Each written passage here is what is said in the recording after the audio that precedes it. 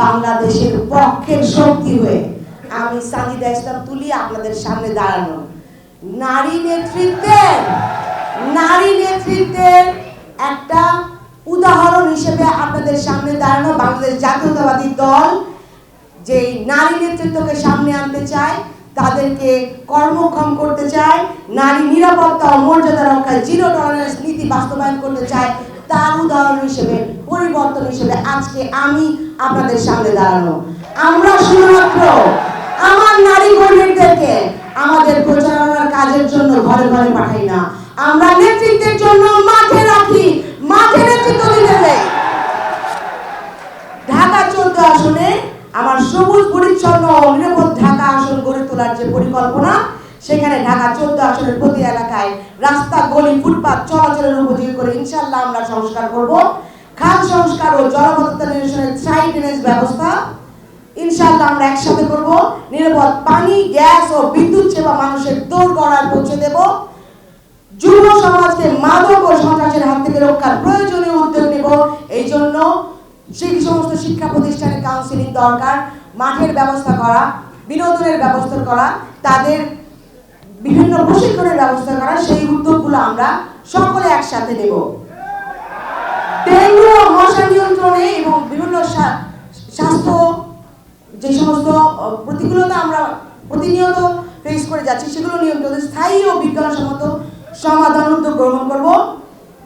দুর্নীতিমুক্ত, স্বচ্ছ ও জনবান্ধব সেবা নিশ্চিত করব ইনশাআল্লাহ। দখলদারিত্ব, চাঁদাবাজির বিরুদ্ধে যেমন দাঁড়াবো, তেমনি দাঁড়াবো ঘরে ঘরে চেয়ে যেন বিকাশ নাম্বার চাওয়া না হয়, হাদিয়া দেওয়া না হয়, তার পেছনে দাঁড়াবো আমরা ইনশাআল্লাহ। পরিকল্পিত নগরায়ণ, পরিচ্ছন্ন বাসযোগ্য ঢাকা 14 গড়ে তোলার জন্য যত কার্যকরী পদক্ষেপ দরকার ইনশাআল্লাহ আমরা গ্রহণ করব। এলাকায় আধুনিক ও স্বল্পমূল্যের চিকিৎসা ব্যবস্থা চালু করব, মাতৃসেবা নিশ্চিত করব ইনশাআল্লাহ। শিশু, প্রবীণ ও প্রতিবন্ধীদের জন্য সামাজিক সুরক্ষা নিশ্চিত করব আমরা সবাই মিলে। গুম ও বিচার বহির্ভূত হত্যাকাণ্ড শিকার যত পরিবার আমার সাথে আমাদের সকল জুলাইয়ের এবং মুক্তিযুদ্ধের জুলাই আন্দোলনে আহত নিহত সকল পরিবার সারা বাংলাদেশের সব পক্ষের শক্তিকে একসাথে নিয়ে এই ঢাকা 14কে নতুন ভাবে গড়ে তুলব ইনশাআল্লাহ।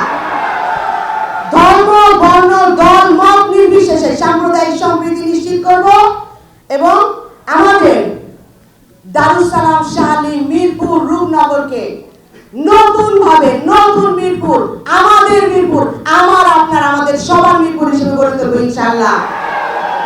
বনগাঁও কাউন্দিয়া ইউনিয়নের মাঝখানে আমার যে তুরাগ নদী, এই নদীতে 4 মিনিটের দূরত্বে যে অবহেলিত জনপদ এখন আমার ভাই বোনরা সেখানে আছে, শুধুমাত্র একটা ব্রিজের জন্য, যে ব্রিজ দখলদারিত্বে এবং ক্ষমতার কুক্ষিগত অপরাজনীতিতে হারিয়ে গেছে, সেইটা আমরা সকলে মিলে সেই ব্রিজ ইনশাআল্লাহ সর্বপ্রথম নির্মাণ করব এবং স্থায়ী স্বাস্থ্য সেবার জন্য, সরকারি স্বাস্থ্য সেবার জন্য যত পরিকল্পনা প্রকল্প বাস্তবায়ন করা দরকার, বনগাঁও, কাউন্দিয়া সহ আমার প্রত্যেকটা থানায় আমরা সেই ব্যবস্থা গ্রহণ করব ইনশাআল্লাহ।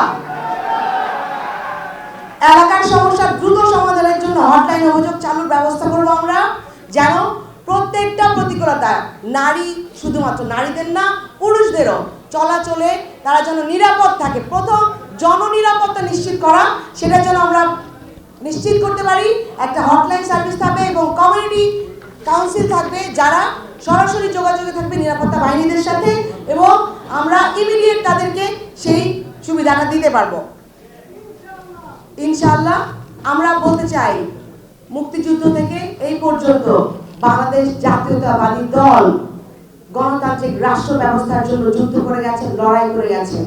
মরহুমা বেগম খালেদা জিয়া আমার দেশ নেত্রী আপোষ করেনি অন্যায়ের সাথে। বাংলাদেশ জাতীয়তাবাদী দল আর কোন অন্যায়ের সাথে আপোষ করবে না ইনশাআল্লাহ। ঢাকা 14 প্রত্যেক জনগণ, প্রত্যেক নাগরিককে সাথে নিয়ে তাদের অধিকার রক্ষায়, তাদের নিরাপত্তা নিশ্চিতের রক্ষায়, তাদের সকল নাগরিক সুবিধা পাওয়ার রক্ষায় আমরা সকলে একসাথে কাজ করব ইনশাআল্লাহ। আমাদের যুব সমাজকে, নারীদেরকে সকলকে যথাযথ প্রশিক্ষণের মাধ্যমে যথাযথ কর্মসংস্থানের ব্যবস্থা করলে সমাজের অনেকগুলো সমস্যা হয়তো আমাদের পক্ষে কমিয়ে আনা সম্ভব হবে। এভাবে ধীরে ধীরে বিভিন্ন প্রকল্পের বাস্তবায়নের মাধ্যমে ইনশাআল্লাহ আমরা একটা সবুজ পরিচ্ছন্ন নিরাপদ ঢাকা 14 গড়ে তুলব। আমরা আমাদের বাংলাদেশকে বিগত সময়ের মধ্যে কোন দলের দলীয়করণের মাঝখানে হারিয়ে যেতে দেব না ইনশাআল্লাহ।